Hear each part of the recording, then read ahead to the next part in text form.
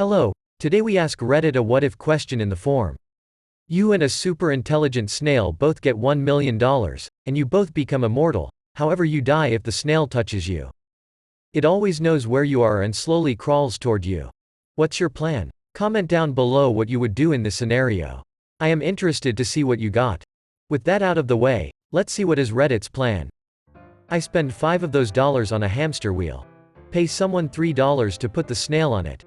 When I finally want to die, I embrace my death snail as an old friend and go into the last unknown. But first I ask him what on earth he did with his $1 million.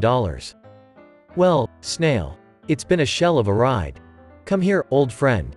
Not sure a super intelligent snail will willingly run on a hamster wheel for eternity. A hamster ball then.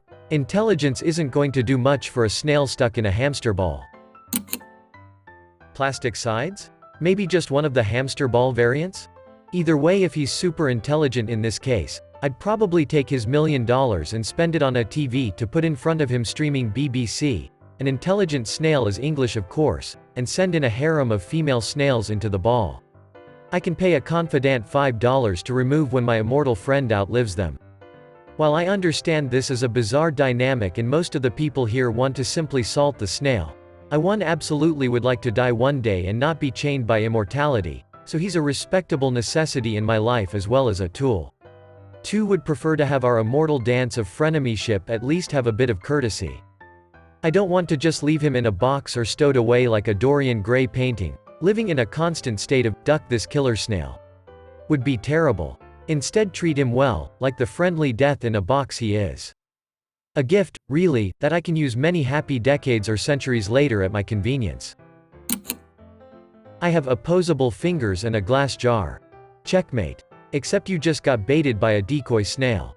I have friends with opposable fingers and a glass jar. Checkmate. I have friends. Now, $1 million can get you a lot but not the impossible. Can't believe I'm getting roasted on a post about a hypothetical murder snail. A better question is, what would a snail do with $1 million?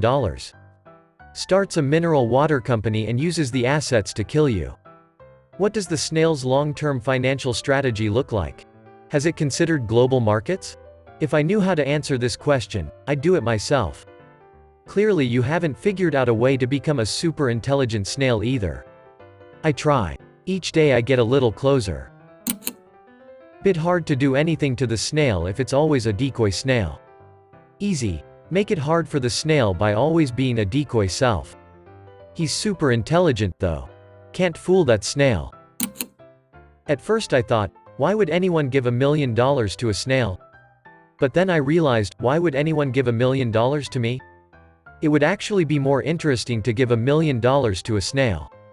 Yo, isn't it crazy how you could put $1 million cash in front of a snail and it wouldn't give a duck, it will just crawl away.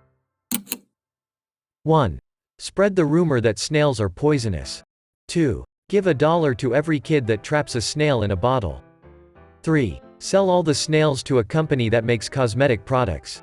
4. Profit. 5. Duck OP's mom one last time. 30 years later you're making out with a girl. Your hand brushes her cheek.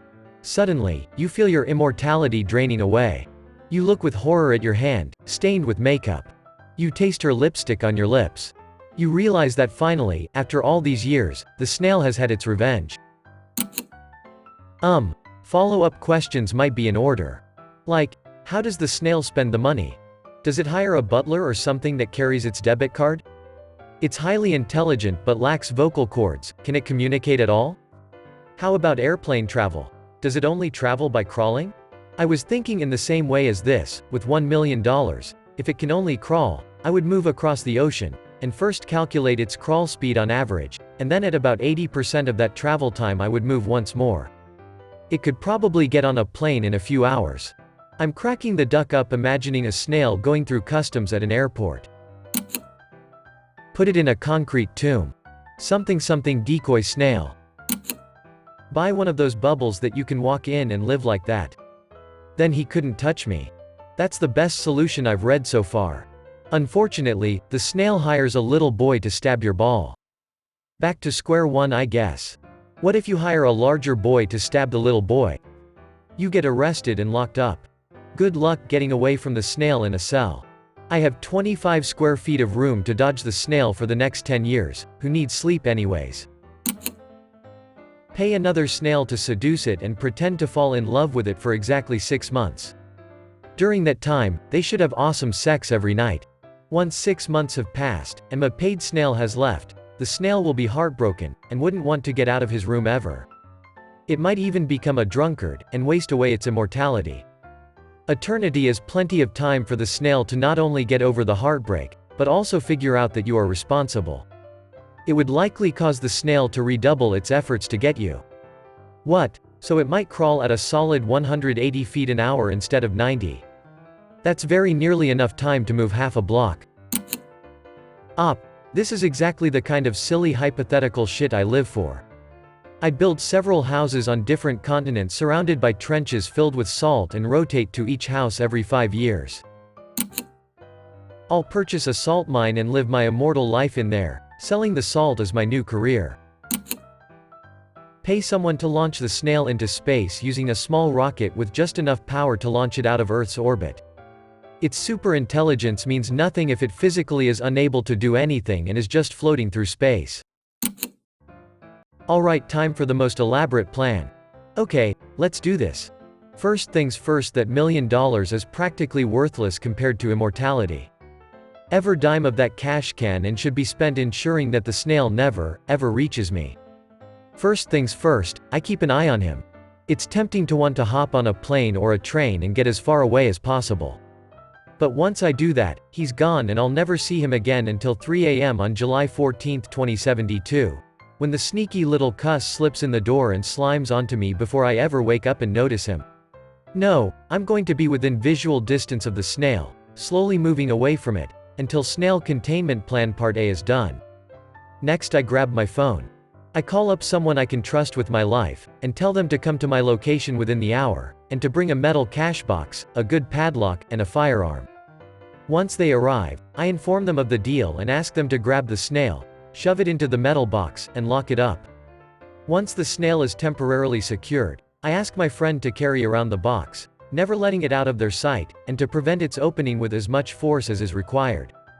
We arrive at some reasonable figure for this service, maybe $50,000. Now we can start in on the real work.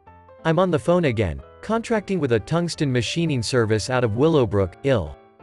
I ask them to construct for me a hollow tungsten sphere with a small, sealable opening, ideally via both exterior bolts and sintering. I ask them for a rush job and a thick wall depth, perhaps as much as a foot thick. The spherical shape should keep material costs as low as possible for a given thickness, but between the unusual object, large amount of tungsten, and speedy delivery, I invest a truly insane amount into this project, let's say $100,000. I ask them to deliver it to my current location as fast as possible. Once the tungsten ball arrives, I have my friend stand well away from me and transfer the snail into the center of the sphere. I ask them to pour a little salt down into the hole after it, just to give the snail a little reminder of who he's dealing with. Once snail and salt are both inside, we seal the hollow sphere with the bolts. Tungsten is an amazing material. Incredibly tough, dense, and heat resistant. You could drop it into molten lava and it wouldn't matter. Which, coincidentally, is almost what I'd like to do next. Now we make sure that damn thing stays shut. I find the nearest metal refinery and call them up. I also contract with a heavy machinery moving company to move the tungsten sphere to the refinery. Once the refinery has sintered the tungsten sphere shut, I buy an entire industrial crucible, those big buckets of molten iron. And the crucible the iron came in. I have them drop the tungsten sphere into the molten iron, and let the whole mass cool in place. Mr. Snaily Snail ain't going anywhere, but I'm probably down another $100,000. Now I'm on the phone to specialist movers. Chartering a boat. We're taking this thing halfway around the world. We take the boat right over the Marianas Trench, not the deepest point, but deep enough we push the whole assembly over the side. Literal tons of once molten iron, refinery crucible, tungsten, salt, and snail slip over the side and begin dropping into the briny deep. Another $100,000 gone, but well worth the cost. Good. That's bought me a little breathing room. But we're not anywhere close to done yet. I still have at least $500,000 left. I'm going to invest it into solid business ventures and slow-growing but secure assets. We're building a fortune, and who cares if it takes a few centuries? I'm frickin' immortal, baby. But as I develop my fortune, it's getting invested into space. SpaceX, asteroid mining projects, whatever. I am trapped on the one planet in the entire universe where I can actually die, and I have no intention of staying there. Over the millennia, I slowly apply my fortune and influence to push mankind to the stars.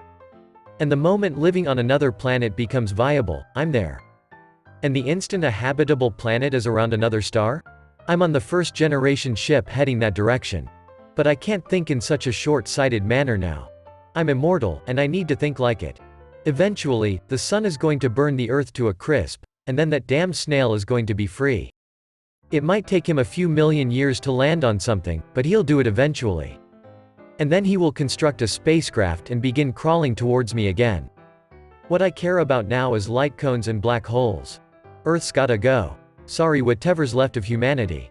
We evacuate anyone still on the old planet, and use a gravity tractor to push Earth into a black hole. A nice, big one, so that Hawking radiation will take an incredibly long time to evaporate it away into nothing. And then I board a ship. A fast ship. I accelerate to as close to light speed as I can get, piloting directly away from the black hole with the snail inside. I want to be so far away and moving so quickly that the heat death of the universe would occur far, far before the snail ever reaches me, even on the fastest ship his freakishly clever little brain can construct. So that's the way the universe ends. With nothing in except for infrared heat, one hyper-intelligent snail suspended in an inky void, and one human screaming away from it at 0.99 C. Cheers. Decoy snail. Got him.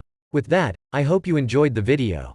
Thank you for sticking until the end of the video, and if you enjoyed it, don't forget to like, subscribe, and comment what would you do against this snail.